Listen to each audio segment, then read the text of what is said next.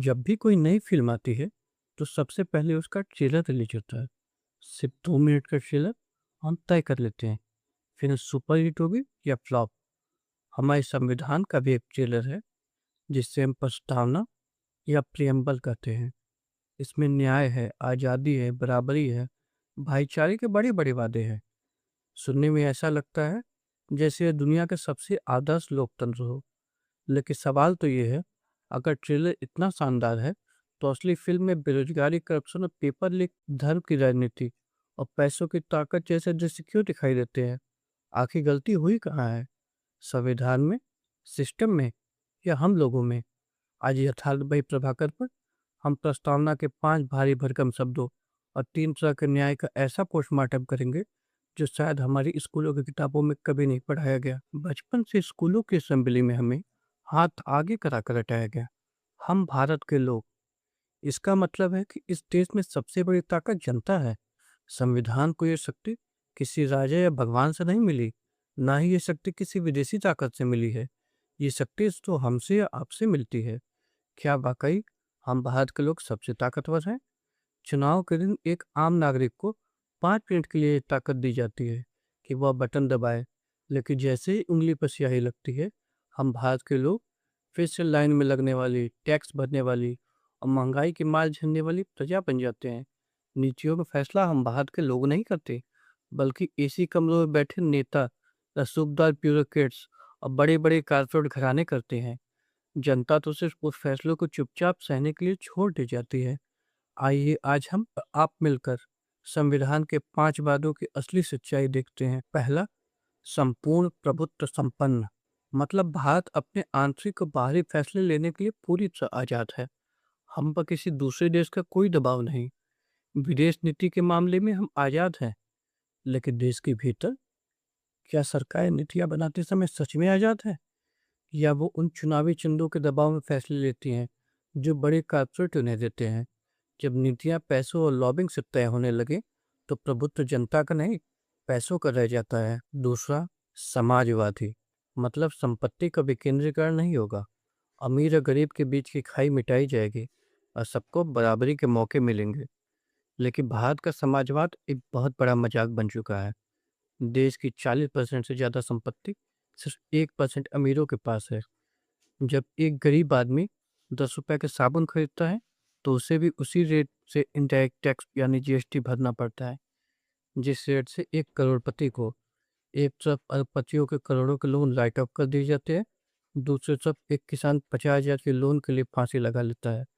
ये कैसा समाजवाद है? तीसरा, पंथ निरपेक्ष। मतलब राज्य का अपना कोई धर्म नहीं होगा। सरकार सभी धर्मों को बराबर सम्मान देगी।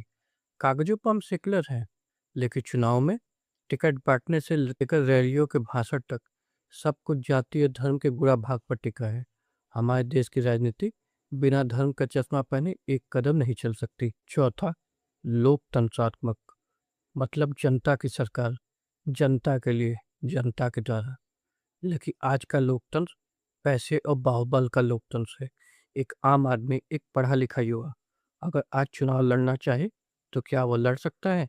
जब तक आपके पास खर्च करने के लिए करोड़ों रुपए और बाहुबलियों को फौज ना हो, आप इस लोकतंत्र में एंट्री नहीं ले सकते। पांचवा, गणराज्य। मतलब देश का प्रमुख चुनकर आएगा, पैदाइशी राजा नहीं होगा। देश का राष्ट्रपति तो चुना जाता है, लेकिन राजनीतिक पार्टियों का क्या?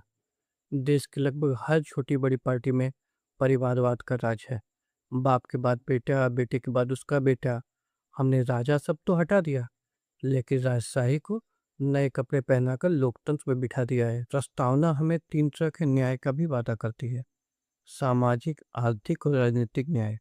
आइए इन्हें एक आम आदमी और एक छात्र के नजरिए से तोड़ते हैं। पहला, आर्थिक न्याय। एक युवा सालों तक रेलवे या सरकारी नौकरी की तैयारी करता है, अपने बूढ़े बाप की गाड़ी कमाई से फॉर्म भरता है, और पेपर देके जब घर भी नहीं पहुंचता, तब तक पता चलता है पेपर तो लीक हो गया। छात्र आयोगों तक बात पहुंचाने के लिए, एक निष्पक्ष आजीविका प्राप्त करने के लिए पुलिस की लाठियां खाता है, और अंत में वो छात्र ओवरहिट होकर घर लौट जाता है। क्या उस छात्र के साथ आर्थिक न्याय हुआ? दूसरा, सामाजिक न्याय। समाज में भेदभाव खत्म करने की बात होती है, लेकिन आज भी न्याय मांगने के लिए एक आम आदमी को निचली अदालतों में अपनी आधी उम्र गुजारनी पड़ती है। तीसरा, राजनीतिक न्याय, सबको राजनीति में बराबर का मौका। लेकिन जैसा मैंने पहले कहा, बिना करोड़ों रुपए के आज एक आम आदमी का संसद की सीढ़ियां चढ़ना लगभग नामुमकिन सा हो गया है। प्रस्तावना के अंत में विचार की स्वतंत्रता, अवसर की समता, अब बंधुता का वादा भी करती है। लेकिन जब टीवी चैनल्स पर 24 घंटे हिंदू मुस्लिम की डिबेट चलाकर नफरत पहुंचते हैं, तो बंधुता दम तोड़ देती है।